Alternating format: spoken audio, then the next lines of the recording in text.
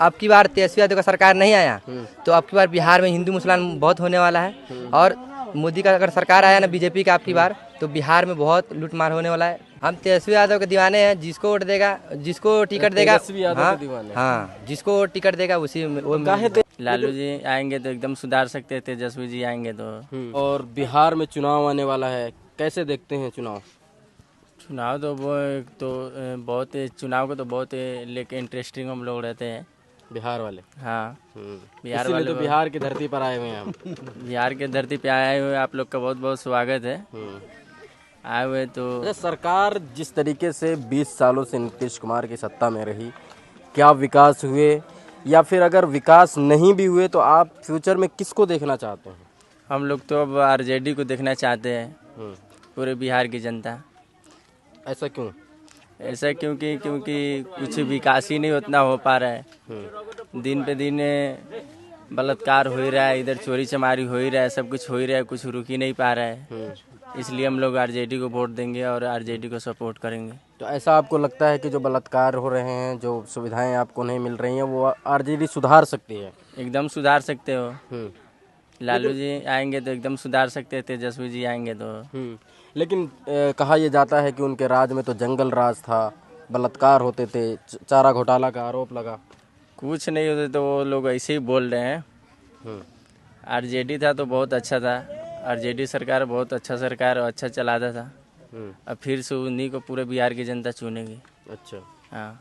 अच्छा, एक और सवाल, जिस तरीके से एमआईएम ने उनको प्रस्ताव दिया, एक लेटर दिया आरजेडी को कि हमें गठबंधन में शामिल किया जाए, लेकिन उनके प्रस्ताव को ठुकरा दिया गया, आप कैसे देखते हैं? ओवैसी को जानते हैं? हाँ ओवैसी को जानते हैं, हैदराबाद के हैं। तो कैसे देखते हैं उनके प्रस्ताव को जिस तरीके से आरजेडी ने ठुकराया? वो भी एक ठीक ही पार्टी है एमआईएम। हाँ लेकिन अभी वो तो उतना बिहार में चर्चित में नहीं है वो, जितना आरजेडी चर्चित में, जितना उतना वो नहीं है, एमआईएम नहीं है। लेकिन आप आरजेडी के समर्थक हैं तो आप ये मतलब आप अपनी ओपिनियन दे सकते हैं कि आरजेडी ने एमआईएम के साथ गलत किया या सही किया, उनके प्रस्ताव को ठुकरा करके, उनके लेटर को ठुकरा करके?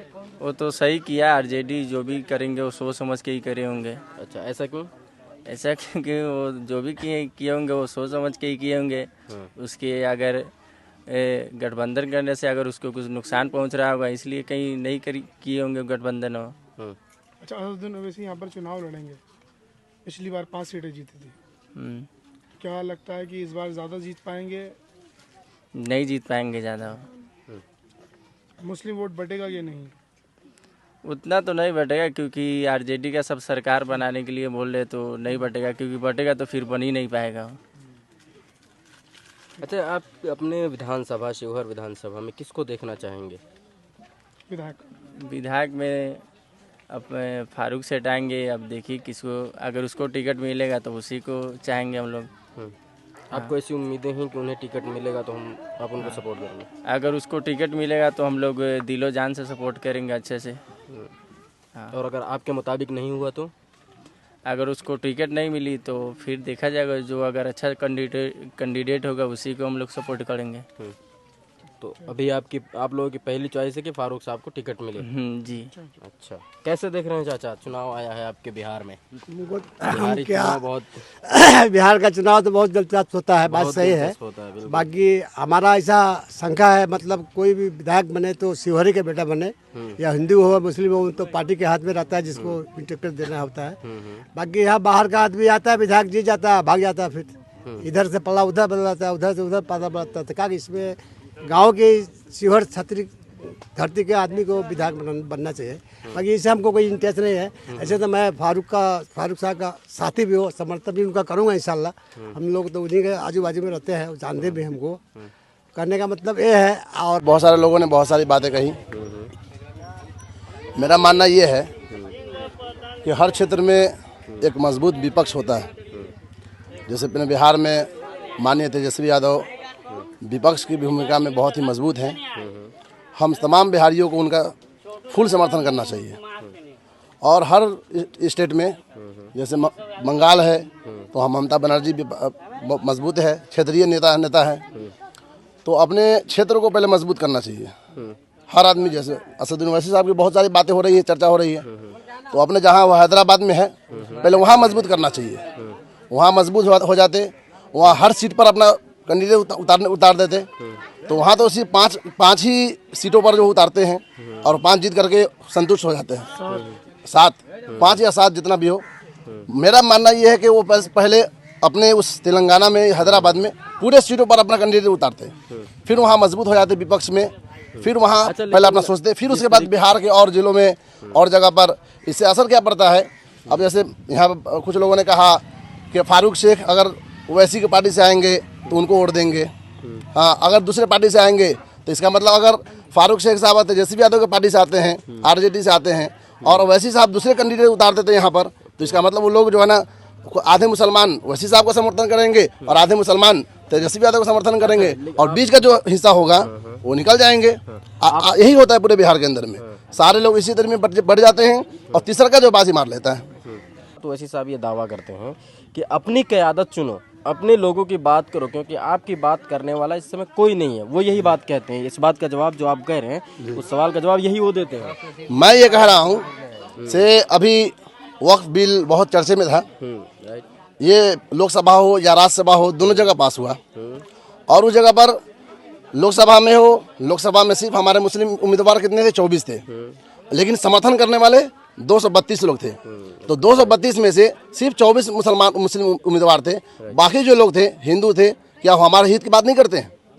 हमारे हित के लिए वो लोग 2 बजे रात तक लोकसभा के अंदर में बैठे रह गए, राज्यसभा के अंदर में वो लोग बैठे रह गए। तो हम क्यों ना कहें हमारे हित की बात करते हैं? चाहे वो मनोज झा हो, चाहे वो संजय झा हो, संजय सिंह हो, यानी जितने विपक्षी नेता हो, सब लोग हमारे हक के लिए, वक्फ बिल को हटाने के लिए वो लोग 2 बजे रात तक संसद में बैठे रहे। अगर वो चाहते तो जा भी सकते थे, लेकिन सिर्फ मुसलमानों के हक के लिए। और इसके अलावा और भी बहुत सारे मुद्दे आए जिनमें विपक्ष तमाम नेता जो है बैठे रहे। तो मैं वैसे साहब को गलत नहीं कर रहा हूँ, अपनी जगह बहुत अच्छे नेता है और वो आवाज़ उठाते हैं, लोगों की आवाज़ उठाते हैं, पूरे देश की आवाज़ उठाते हैं, बहुत अच्छे हैं, हमको बुरा नहीं कर रहे हैं। लेकिन हम ये कहते हैं तो ठीक है, आप अच्छे हैं, आप आवाज़ उठाते हैं, लेकिन ऐसी जगह पर अब कहीं पर 2 मुस्लिम हो जाते हैं तो आप अपना भी उम्मीदवार खड़े कर देते हैं, तो पता चला है कि बीच वाले निकल जाते हैं। तो अख्तर ईमान ने लेटर लिखा तो था कि हमें भी आप गठबंधन में शामिल कीजिए, तो ये नहीं वोट बटेंगे नहीं। अब इसमें ये है, जीती 17 और 15 मिलकर के काफी वोट हो जाता। अब ये है कि इसमें के अख्तर ईमान साहब की तरफ से लेटर जारी किया गया, तो ये गठबंधन के तमाम नेताओं ने इसको विचार किया होगा, हमें शामिल करना चाहिए या नहीं करना चाहिए। ये तो उनका गठबंधन के तमाम नेताओं का फैसला था, से उन्होंने स्वीकार नहीं किया। अब बहुत सारे पार्टी लग जाते हैं, इसका मतलब सबको स्वीकार ही कर लिया जाए, ऐसा भी तो नहीं है। अब सब स्वीकार कर ले, कोई कहे हमें 25 सीट चाहिए, कोई 30 सीट चाहिए, अपने भी विचार है, तो उनका अपना विचार था। जो पार्टी है आपके यहाँ जी, उसको क्यों शामिल किया? उसका तो एक भी नेता नहीं है, ना ही एक भी। उनके पास तो 5 आए थे, 4 भाग गए, एक तो है जी वीआईपी मुकेश सहनी साहब की पार्टी ना। मुकेश सहनी साहब की पार्टी शुरू से है उसमें के अंदर में, और वो शुरू से विधानसभा भी लड़े और लोकसभा के साथ में भी थे, इसलिए वो साथ में ही लड़ रहे हैं। ये वो लोग आरोप लगाते हैं, ये आरोप लगाते हैं किनार किया जाता है जी मुसलमानों में भी। जी। अच्छा मौलाना साहब, कहीं ना कहीं आपके बिहार में जिस तरीके से बहुत सारे मुद्दे होते हैं, विकास हो जी, या हिंदू मुसलमान का मुद्दा हो, सड़कें हो, बिजली हो, तो इस बार का बिहार जो मतलब जो वोट करेगा बिहारी, वो किन मुद्दों पर वोट करेगा? क्या क्या होंगे दिमाग में? हम लोग युवा हैं, हाँ, हम लोग कई सालों से पढ़ लिख करके इसी तरह भगवा रहे हैं रोडों पर, ना नौकरी है, और जो है ना हर जगह पर जो है ना बिल्कुल जालसाजी चल रहा है, रिश्वतखोरी चल रहा है, सारे युवा परेशान हैं सिर्फ नौकरी के चलते। नौकरी नहीं है, सारा युवा भगवा रहा है नौकरी की तलाश में। कोई बिहार बंगाल जा रहा है, कोई मुंबई जा रहा है, कोई कलकत्ता जा रहा है, और दूसरे स्टेट के अंदर में लोग कमाने जा रहा है। अगर ये माननीय तेजस्वी यादव सिर्फ 5 मंथ के लिए वो उप मुख्यमंत्री बने थे, उसी 5 महीने के अंदर में 5 लाख लोगों को नौकरी दिया। 17 महीने के अंदर में 17 महीने के अंदर में 5 लाख लोगों को नौकरी मिला। गांधी मैदान से सबको पर्चा बांटा गया।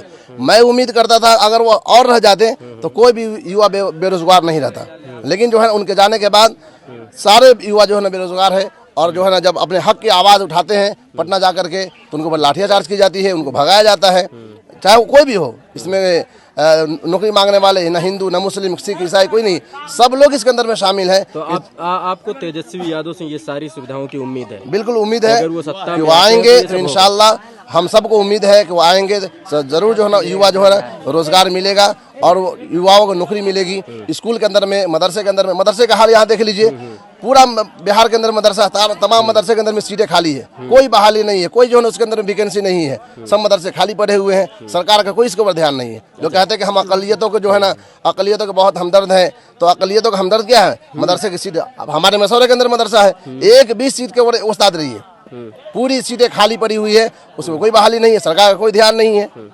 अच्छा, आ जाते हैं आपके लोकल पर। जिस तरीके से मतलब नेताओं की इधर से उधर बदली होती है, चुनाव जीतने के बाद बदल गए, पार्टी बदल ली, आप लोगों ने तो वोट किया होगा ना उन्हें, और आपके विधानसभा में आपकी जो लोग किस नेता के कौन है विधानसभा से जिसकी लोकप्रियता ज्यादा बढ़ रही है या जिसको आप चुनना चाह रहे हैं विधानसभा? शिवहर विधानसभा में शिवहर का बेटा चाहिए, चाहे वो पार्टी किसी को तय करके भेजे, तो हिंदू हो, मुस्लिम हो, किसी भी जाति का हो, जाति फर्क नहीं पड़ता है।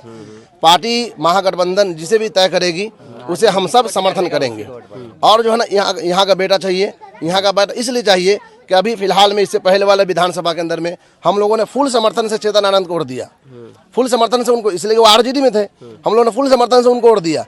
और जीतने के बाद क्या किया कि वो भागे जदयू के अंदर में, और भागे तो भागे, और यहाँ से भी भागे रहते हैं, शिवहर जिला से भी और इस विधानसभा से भी वो भागे रहते हैं हमेशा। तो शिवहर का बेटा, अपने शिवहर से बता दीजिए क्या होगा आपके शिवहर में? आरजेडी जिसको टिकट देगा हम उसी को वोट करेंगे, कोई भी नेता हो। किसको दे सकती है टिकट? किससे आप उम्मीदें करते हैं? अच्छा, जिसको भी देगा वो सही है हमारे लिए। तेजस्वी यादव का हम फैन है, तेजस्वी यादव जिसको वोट देगा, जिसको टिकट देगा उसी को हम वोट करेंगे। हाँ, इधर देखो कैमरे। किसको मिल सकता है, कौन है ऐसा?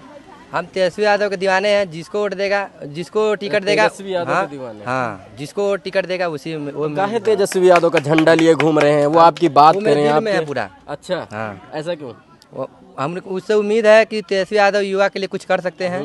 वो उससे हम को पूरा भरोसा है कि बिहार सुरक्षित रहेगा। अगर बिहार सुरक्षित रहेगा तो बिहार तो अभी भी कहते हैं नीतीश कुमार की सुरक्षित है बिहार। नहीं, अगर अब की बार तेजस्वी यादव का सरकार नहीं आया तो अब की बार बिहार में हिंदू मुसलमान बहुत होने वाला है। और मोदी का अगर सरकार आया ना, बीजेपी का अब की बार, तो बिहार में बहुत लूटमार होने वाला है, हिंदू राइट होने वाला है। कौन करवाएगा? होएगा, बीजेपी करवाएंगे, जैसे यूपी में करवाए थे वैसे उससे भी। आप कह रहे हैं कि तेजस्वी यादव नहीं आएंगे तो ये सब होगा। नहीं, उधर दावे हो रहे हैं 25 से 30 फिर से नीतीश। नहीं, तेजस्वी यादव अब की बार आएंगे। सबसे ज्यादा टिकट अभी भी, सबसे ज्यादा सीट किसके पास है? तेजस्वी यादव के पास है अभी भी। अब की बार भी कुछ नहीं होगा। तेजस्वी यादव अब की बार जिसको भी टिकट देगा शिवहर जिला में हम लोग उसी को वोट करेंगे। बिहार की जनता तो होशियार है, वो तो मुद्दों पर वोट करेगी। वो यही बात कह रहे हैं ना, बड़े बड़े पोस्टर लगे हुए पटना में, आप जाएंगे तो उसमें लिखा हुआ बिजली के जाल बिछा दिए, सड़कें एकदम। किसी नेता पे भरोसा नहीं, हम तेजस्वी यादव को भरोसा करते हैं, बाकी किसी पे नहीं करते हम। अच्छा, हाँ, कांग्रेस मिला हुआ है महागठबंधन में। सीधी बात लो, बकवास तेजस्वी यादव। हाँ, तेजस्वी यादव। अच्छा, तेजस्वी यादव ठीक है।